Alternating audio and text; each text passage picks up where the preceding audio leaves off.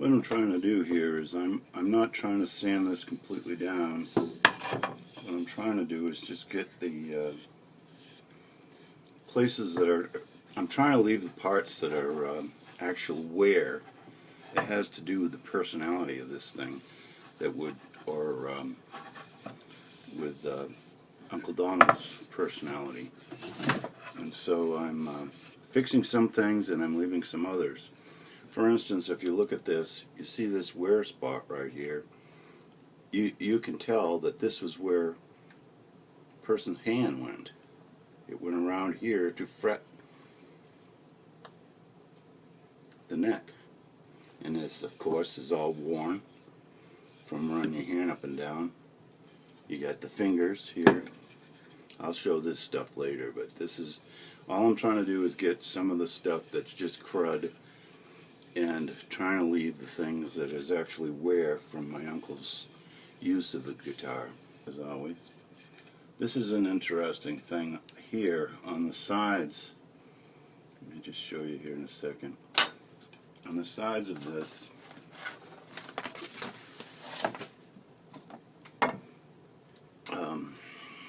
let's see, on the sides of the, where the tuning keys go, you can see some swirl marks. This is something I'll show in more detail later, but these are swirl marks where the thing, where my uncle tuned this thing from time, and it wore into the sides of the thing, of the headstock. The same thing over here, you don't have it as much, but it's worn right where the keys are to tune it.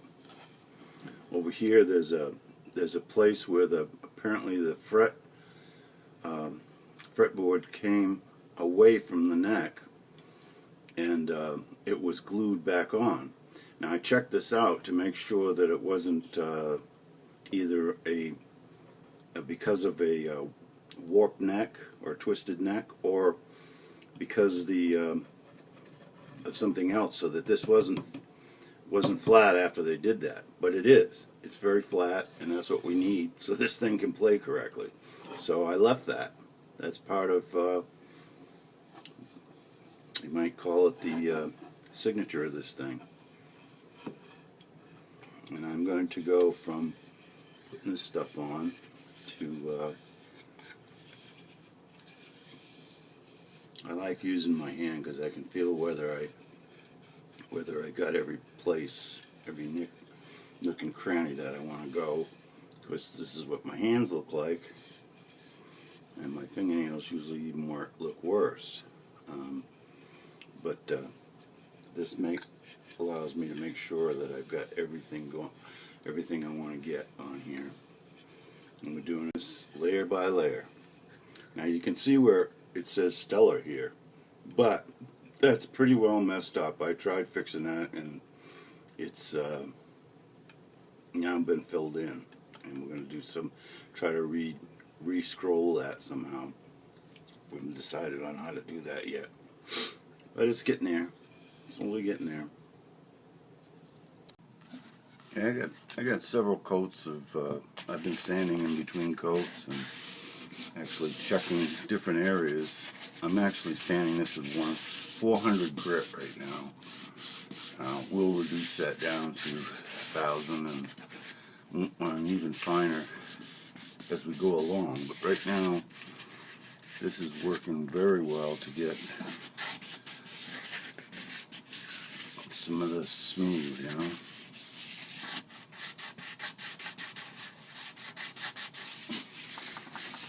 So like I said, I got 400 grit. What I do is I put that in water, and you look over here, maybe.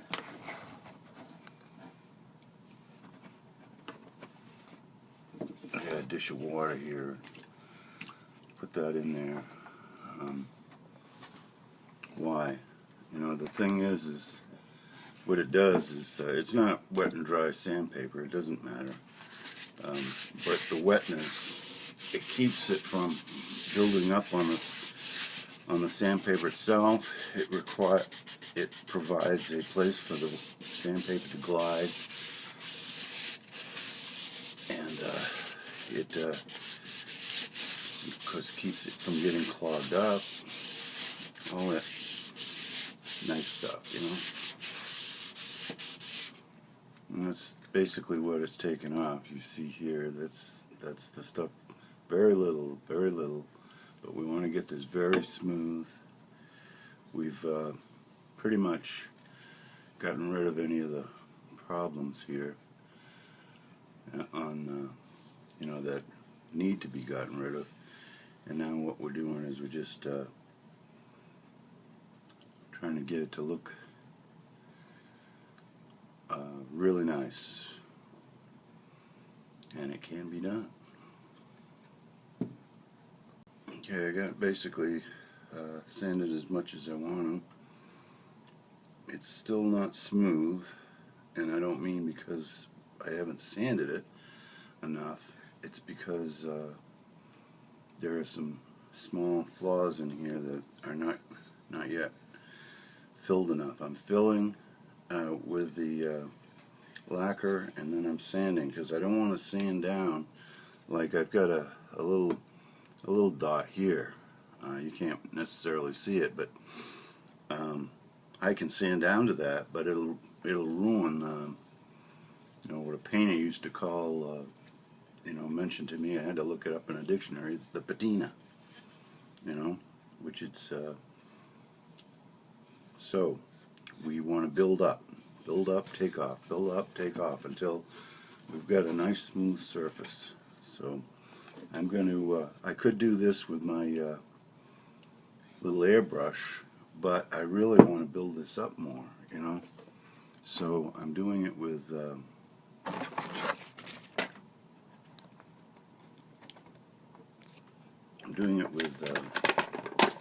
these foam brushes. I'm going to use a new one for this now. Now one of the things I do, because I lay this down, is I will do this part first, because that's the angle of that is up, so that I can lay this down afterwards and it won't touch. So I do the front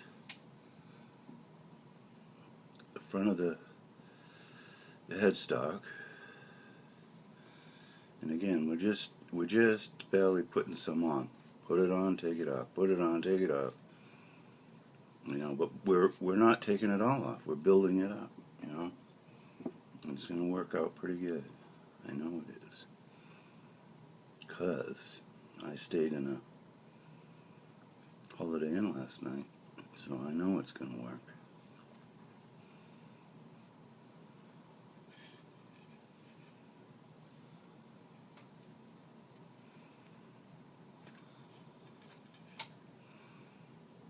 I've got that pretty well covered the way I want it.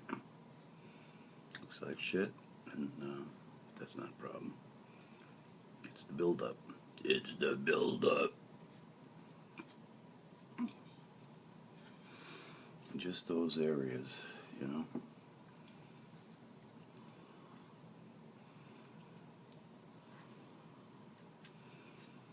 Then I'll get the back.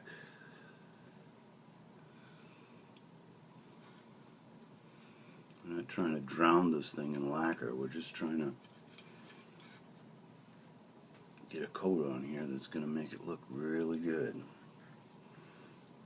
When we get done, we'll be able to polish this, and hopefully it'll have a nice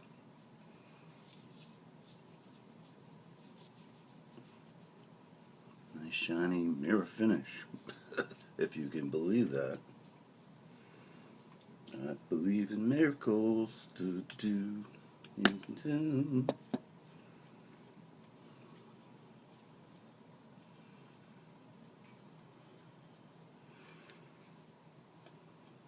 before we're done, we need to check that we got every place, you know. Oop, little spot mess there. What are you doing, dude? Now it's already drying. You might say, whoa, wait a minute, don't go over that now.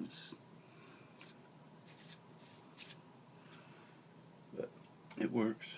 Now, don't forget this little part here, you know, that has to be gotten.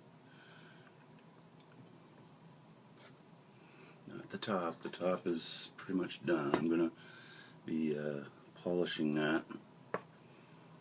The fretboard. I'm gonna be polishing that pretty soon. Okay. All right. See, now I can set this down, and it isn't gonna hurt it. It isn't gonna get any of the lacquer.